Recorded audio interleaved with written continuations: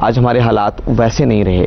تو آج ہم نے ایک احکام کی ایک نئی ترتیب، ایک نئی تفہیم کی ضرورت ہمیں پڑے گی اپنے حالات کو پیش نظر رکھتے ہوئے.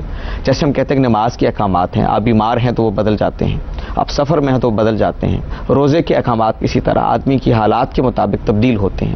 تو اسی طرح جو اجتماعیت سے متعلقہ احکامات ہیں، جہاد ہے، باقی ہیں، تو ان کو بھی تبدیل ہو جانا چاہیے حالات کی تبدیلی کے ساتھ. فقہ جو ہے نا وہ عملی طور پہ دیکھیں، فقہ نے لوگوں کو ذہن دیا ہے، انہیں اپنے آپ میں تبدیلی کرنے کا رجحان دیا ہے کہ اپنی تہذیبیں، اپنے خاندانی کلچر اور اپنی جو ان کی علاقائی صورتحال تھی اس سب کو وہ اس فقہ کے سامنے پیش کریں، یا یوں کہہ لیں کہ شریعت کے احکام کے سامنے پیش کریں، اور اگر وہ شریعت کے مطابق ہیں تو ان کو جاری رکھیں، نہیں ہے تو انہیں تبدیل کر دیں.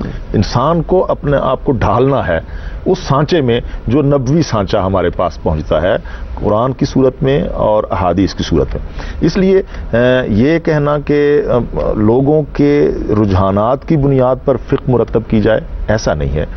ان بنیادوں کی پر فقہ مرتب کی جائے. ضروریات کے تحت تو کر سکتے ہیں. نہیں، ضروریات وہ یہ جیسا ڈاکٹر صاحب نے کہا میں کہ ضروریات میں وہ انسانوں کی وہ نہیں ہوگا کہ عقائد میں تبدیلی آ جائے، عبادات میں تبدیلی آ جائے، حلال و حرام کا فلسفہ بدل جائے یا اس کے احکام بدل جائیں، حدود اللہ جو ہیں ان میں، یعنی وہ چیزیں جن کو تبدیل کرنے کا کسی کو اختیار نہیں ہے، وہ منزل من اللہ ہیں، اور رسول اللہ صلی اللہ علیہ وسلم نے انہوں یہ کہا کہ یہ ہے شریعت اس پر. اس کے علاوہ جو مثلا تعزیرات کا معاملہ، حدود اللہ نہیں ہے، تعزیرات ہیں. ہر جگہ پہ جو جرائم ہیں ان کو روکنے کے لیے اور جو لوگوں کے معاشی معاملات ہیں ان کو بدلنے کے لیے. اسی طرح جہاد کے حوالے سے ہمارے نئے حالات ہم کو درپیش ہیں کہ ہم مغلوب ہو گئے، ہمارے پاس مادی قوت نہیں رہی. تو کیا کوئی ایسا دین کا بنیادی حکم ہمارے پاس موجود ہے جو ہمیں بتائے کہ یہ ہو تو پھر تم جہاد کرو؟ ایک بات تو یہ ہے کہ آپ پورا ذخیرہ احادیث یا اپنا پورا دینی ورثہ جو ہے اسے دیکھ لیں تو غلامی میں رہتے ہوئے زندگی گزارنے کے آپ کے پاس کوئی احکام نہیں ہے. اس کی وجہ یہ روح ہے کہ اسلام یہ چاہتا ہی نہیں کہ مسلمان غلام بن کر زندگی گزارے. اسے ایک آزاد زندگی گزارنی چاہیے اور اسے آزاد قوموں میں آزادی کے ساتھ باوقار. اگر وہ کہیں غلام ہو جائے تو اس پر فرض ہو جاتا ہے کہ سب سے پہلے وہ اپنی غلامی کی گردن جو ہے وہ چھڑائے اور قوموں میں باوقار طریقے.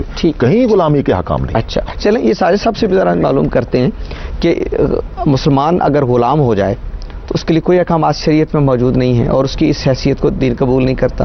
دیکھیے جی، غلام کا لفظ میں پسند نہیں کروں گا اس موقع پر. مغلوب، ہاں جی، یہ کہہ لیں کہ اقتدار اور اقتدار کے بغیر، یہ دونوں تقسیمیں دین میں موجود ہیں. مکہ کا پورا دور اقتدار کے بغیر دور ہے، اس میں ہم حاکم نہیں تھے، اور نبی اکرم صلی اللہ علیہ وسلم کی سیرت طیبہ اور آپ کے احکام سارے ہمارے سامنے موجود ہیں. اور مدینہ آنے کے بعد ریاست آ گئی ہے تو اس کے احکام موجود ہیں. تو اس لیے ہمارے پاس پورا دین مکمل ہے. مغلوبیت کی حالت میں بھی ہم رہ سکتے ہیں اور غالب ہونے کی حیثیت میں بھی رہ سکتے ہیں. ایسا مسئلہ نہیں ہے کہ دین میں کوئی نقص ہے. لیکن یہاں میں نقوی صاحب کے پہلو سے اور اس پہلو سے کچھ باتیں کہنا چاہتا ہوں، کیونکہ یہ دین کا طالب علم ہونے کی حیثیت سے میں کچھ محسوس کرتا ہوں کہ یہ اہم بات ضرور ہوگی سماجی پہلو سے، لیکن خطرناک ہے کہ ہم قانون کو کہاں سے لیں گے، شریعت کو کہاں سے لیں گے، سوسائٹی سے یا کتاب اللہ سے. میرے خیال میں دین کے طالب علم کی حیثیت سے اگر میں مسعود صاحب کی چیئر پر بیٹھ جاؤں تو ایک اور بات ہے، پھر بالکل ٹھیک ہے نقوی صاحب کی بات کہ معاشرہ سب کچھ ہے اور معاشرے سے ہمیں سیکھنا چاہیے، وہ کیسے چلتا ہے کیسے نہیں، اس کو کیسے روکنا ہے کیسے سکھانا ہے، سب ہم سمجھیں گے اسے. لیکن جب میں دین لینا چاہوں گا تو یا کتاب اللہ ہے یا سنت رسول ہے، تو دین وہیں سے لیا جائے گا.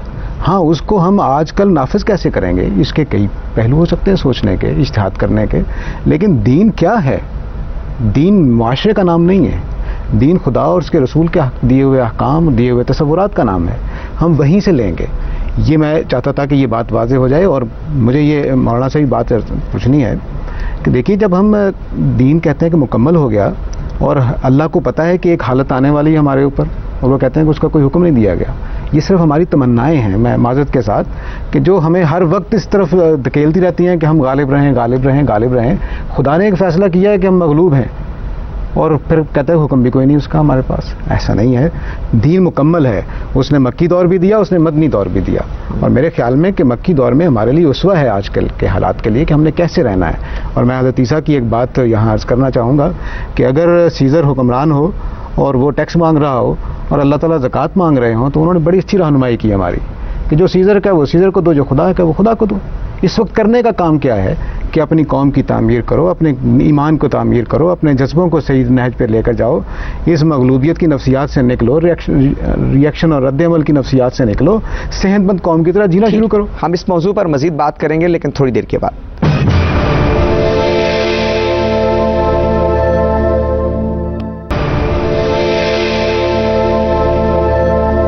اچھا وجاہت صاحب، یہ تھوڑی سی بات آپ کی طرف میں بڑھاتا ہوں. سماجیات کی بات ساجد صاحب نے بھی کی کہ آپ کے خیال میں جو نئی تبدیلیاں آئیں دنیا میں، ایک نئی سماجی سیٹ اپ آئے، نئے ادارے بنے سماجی، اس میں وہ کیا شکل ہو سکتی ہے جس پہ ہم یہ کہیں کہ یہ ایک معتمد ادارہ ہے جس پہ پوری قوم اعتماد کرتی ہے؟ اچھی بات.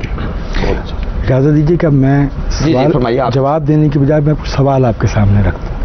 یہ جو معتمد ادارہ ہے، میرا اس سے ایک مطالبہ یہ ہوگا پاکستان کا ایک شہری ہونے کے ناطے کہ یہ ایران میں بسنے والے اہل سنت مسلمانوں اور بحرین میں بسنے والے اہل تشیع مسلمانوں اور سعودی عرب میں بسنے والے شیعہ مسلمانوں کو بھی وہی آزادی اور حقوق اور برابری عطا کرے جس کی طرف ہمارے بھائی رؤوف صاحب اشارہ فرما رہے ہیں. اگر نہیں تو پھر میں یہ سمجھوں گا کہ یہ مذہب کے نام پہ اور دین کے نام پہ سیاسی اقتدار ایک تفریق ہے. بالکل صحیح. تو اس کی کوئی صورت اگر تاریخ میں کہیں رہی ہے یا ہمارے اس وقت آج کے حال میں کہیں موجود ہے تو آپ مجھے بتا دیجیے. دوسری بات میں آپ سے یہ عرض کروں کہ دیکھیے، تعداد عددی اعتبار سے، علمی اعتبار سے،